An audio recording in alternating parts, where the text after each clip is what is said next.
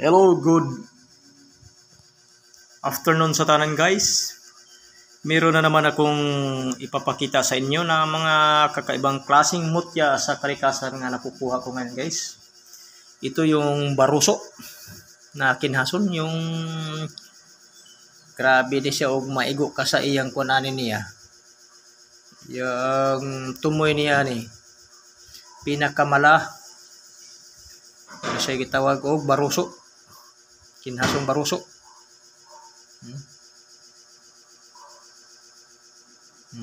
Batong bato. At saka yung sidlak ng araw or coral. Tingnan nyo guys.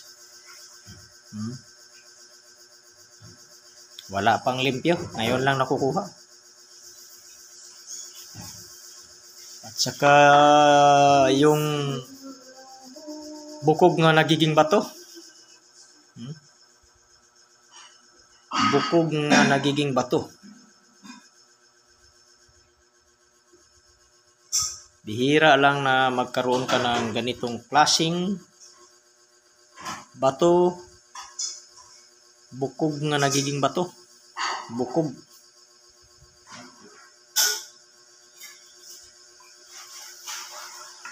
Napakasulid.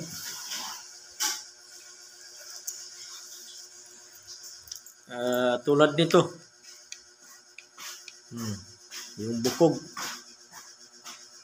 Ito. Pareha sila. Bukog nga nagiging bato.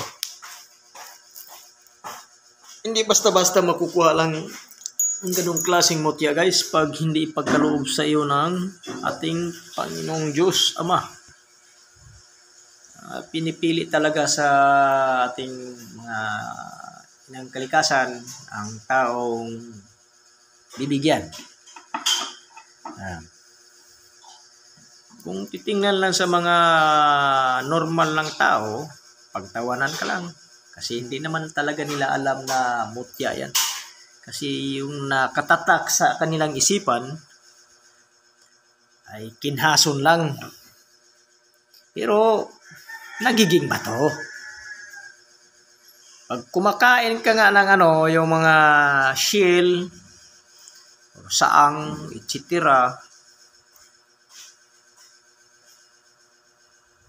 Wala pang 3 buwan. Masisira talaga yan, mawawasak. Pero sa tagal ng panahon, nakabaon sa lupa, nagiging mutya. Kinagisan ko lang para maputi-puti. Kasi iba na yung bato na siya.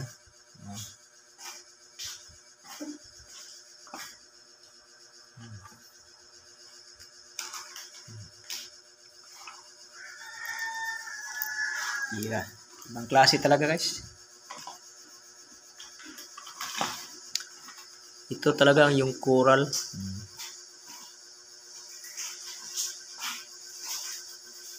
May sinag ng araw. Sidlak ng araw.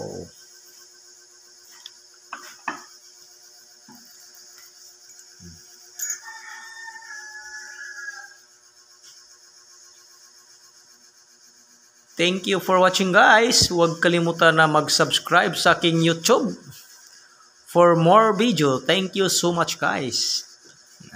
Marami na akong koleksyon sa kalikasan. Mga napakagandang klase ng mutya.